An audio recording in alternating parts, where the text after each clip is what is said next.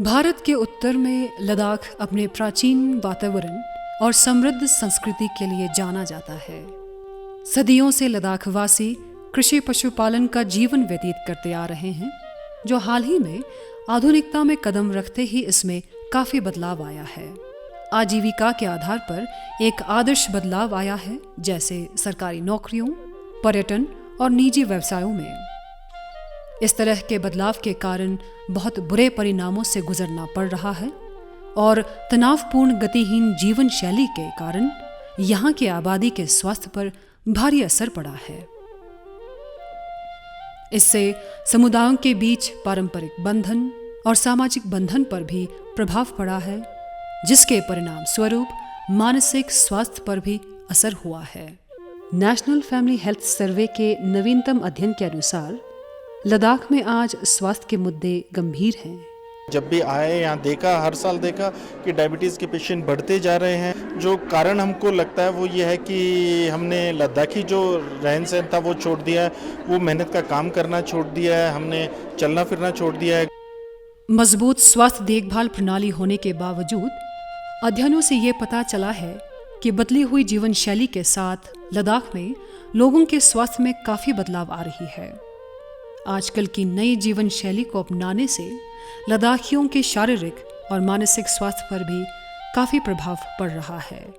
जितना कुछ अनुभव हम लोग कर पाते हैं यहाँ पर आने के बाद, उससे ज़रूर लगता है कि बाकी कई सारे जो भारत के क्षेत्र हैं उसके मुकाबले यहाँ पर डेफिनेटली कैंसर के केसेस ज़्यादा हैं। खासकर जो फूड पाइप का कैंसर है, इसोफेजियल कैंसर जिसको बोलते हैं, पेट का कैंसर है, स्टमक कैंसर जिसको बोलते हैं, गॉलब्लैडर कैंसर है, रेक्टल कैंसर है, ये सारे कुछ कैंसर्स हैं। खास और महिलाओं में ब्रेस्ट कैंसर है, जो डेफिनेटली जितनी यहाँ पर जनसंख्या है उसके अनुपात में कैंसर के केसेस की संख्या कहीं ज़्यादा है। पद्मश्री पुरस्कार से सम्मानित physician specialist retired doctor Tsering Norbu के मुताबिक लद्दाख में भारत के अन्य भागों की तुलना में पेट के कैंसर के मामले 4 गुना अधिक है।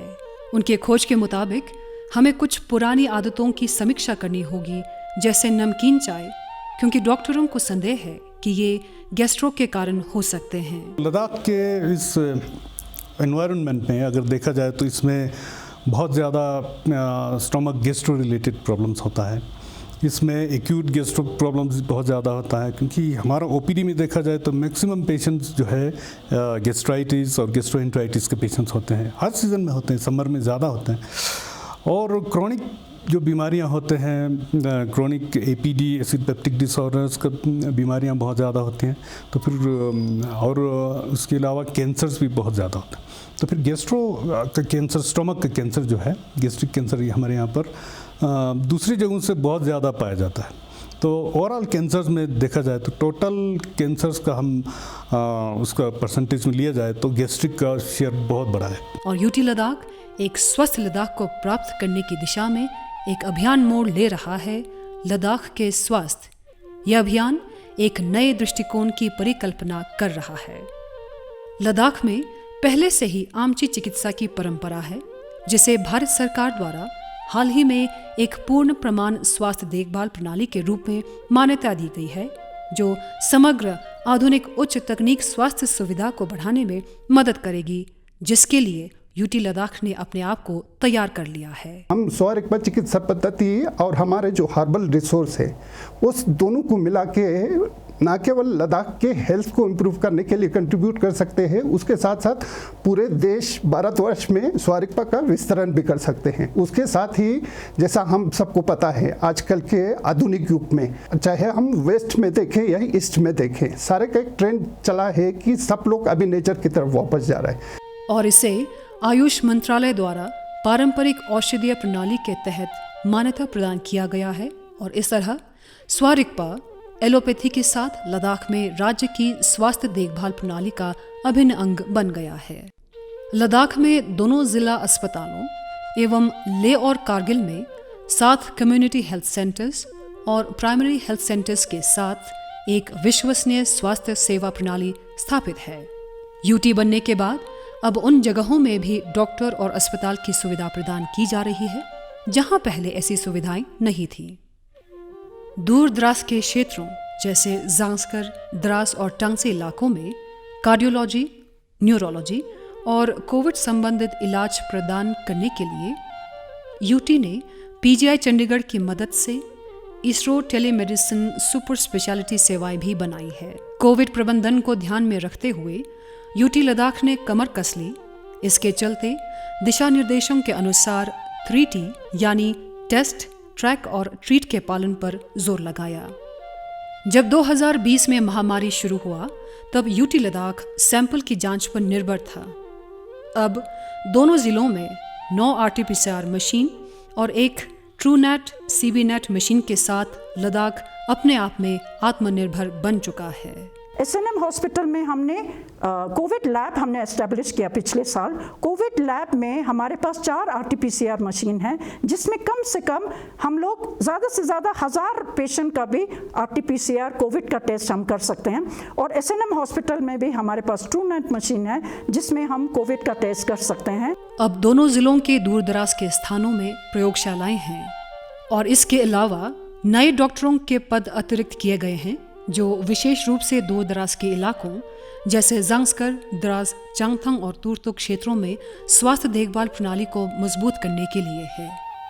लद्दाख में कोविड के प्रबंधन के लिए राष्ट्रीय स्वास्थ्य मिशन के तहत 56 डॉक्टर्स और 500 से अधिक पैरामेडिक्स लगे हुए हैं।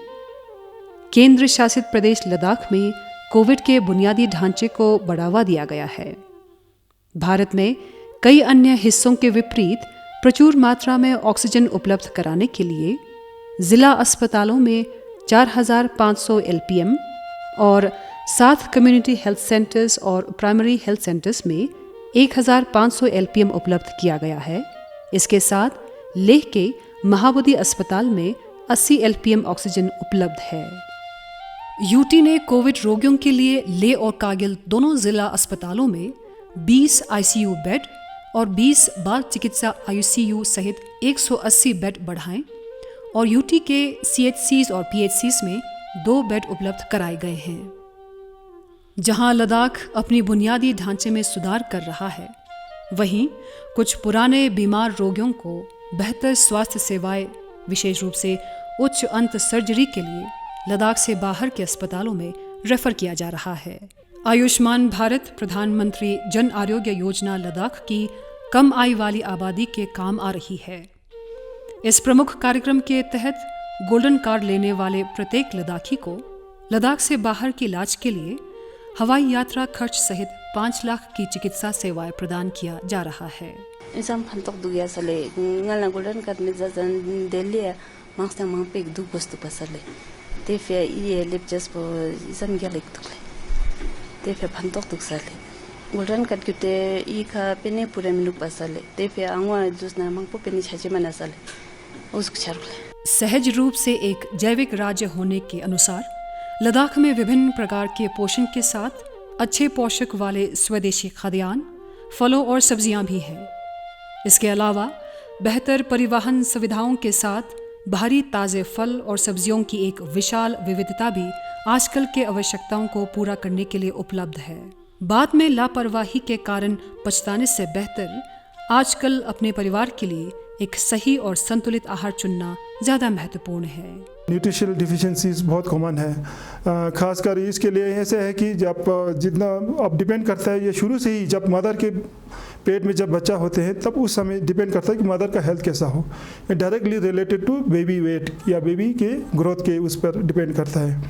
तो अगर बच्चा मदर हेल्दी होगा तो बच्चा टाइम पे पैदा होगा, वेट भी ठीक होगा, टाइम पे होगा, तो उसमें एनीमिया होने का चांसेस बहुत कम होता है। वो जो बच्चा पहले पैदा होते हैं, टाइम से प्री मेच्योर होते हैं, वेट कम होगा, तो उसमें देखा गया है कि आयरन डेफिशिएंसीज या एनीमिया होने का चांसेस बहुत ज़्यादा होते हैं। लद्दाख में पोषक तत्वों से भरपूर पारंपरिक खाद्यान्न है, जैसे जौ, बकवीट और विभिन्न प्रकार के फल जैसे सीबकथॉर्न, खुबानी, सेब और अखरोट के साथ संजीवनी जड़ी बूटी शोलो, जो कई बीमारियों को ठीक करने में मदद करता है। अपने बच्चों को सिर्फ चाय, रोटी या नूडल्स ना खिलाएं, बल्कि हमारे पास कई तरह के पारंपरिक पोषण हैं।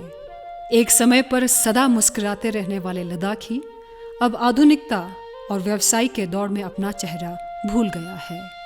अगर हम हॉस्पिटल बेस्ड डाटा की अगर बात करें तो इसी फाइनेंशियल ईयर में लेह और कारगिल दोनों के जो डिस्ट्रिक्ट हॉस्पिटल के साइकेट्री डिपार्टमेंट का जो डाटा है उसमें अभी तक हमने लगभग 6300 के आसपास पेशेंट्स देखे हैं। कि जिस तरह से हम फिज़िकल हेल्थ के बारे में एकदम से बहुत ही कॉन्शियस हो गए हैं, उसी तरह से प्लीज़ अपने मानसिक स्वास्थ्य पे भी इतना ही ध्यान दें।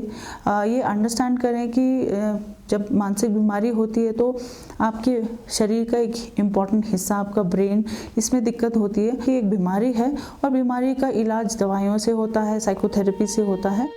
राष्ट्रीय पोषण अभियान, प्रधानमंत्री अतिव्यापी योजना 0 से 6 साल तक के बच्चों, गर्भवती महिलाओं और स्तनपान कराने वाली माताओं के लिए पोषण परिणामों में सुधार करने के लिए भारत सरकार का प्रमुख कार्यक्रम है, जिसे लद्दाख के ICDS आंगनवाड़ी केंद्रों में बड़े सफल तरीके से चलाते आ रहे हैं।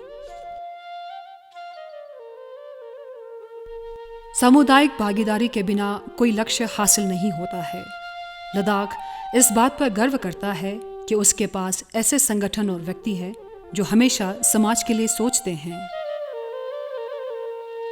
घरेलू ज़रूरतों और खेतों के लिए लद्दाख पारंपरिक रूप से पिघले हुए हिमनदियों के पानी और सिंचाई पर निर्भर था। भारत सरकार का प्रतिष्ठित प्रमुख कार्यक्रम जल जीवन मिशन के तहत अगस्त तक लद्दाख के हर घर में नल का पानी पहुंचा रहा है। जल जीवन मिशन में हम हर गांव के हर घर को पीने का पानी जो है मुहैया कराने जा रहे हैं और इसमें काफ़ी काम भी हो रहा है। और उस पानी में ये जो पानी है केवल एक नलके से पानी पहुंचाने का काम नहीं है, बल्कि एक जो प्रिस्क्राइब्ड क्वालिटी है, जो मैंने स्टैंडर्ड बताया कि BIS 10500 स्टैंडर्ड का पानी है, वो पानी जो है लोगों के घर पहुंचना चाहिए। वैसे तो हमारे जो लद्दाख के जितने भी वाटर के सोर्सेज हैं वो बहुत अच्छे हैं और उसमें किसी तरह का कंटामिनेशन अभी तक हमने रिकॉर्ड नहीं किया है। स्थानीय छात्रों के लिए उन्नत बुनियादी ढांचे के साथ चिकित्सा सेवाओं में सुधार और चिकित्सा शिक्षा प्रदान करता है।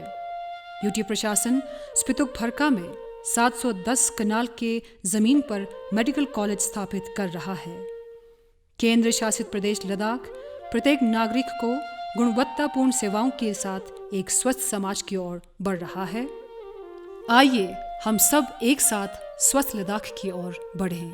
My hope is that at the individual level, at the society level, all of us are able to work together to address not only the pure medical and medicine aspects of the issues, but look at and address the holistic health of Ladakh people. I need to emphasize that only a healthy society can be a happy and prosperous society, and therefore our effort, our goal is to move in that direction.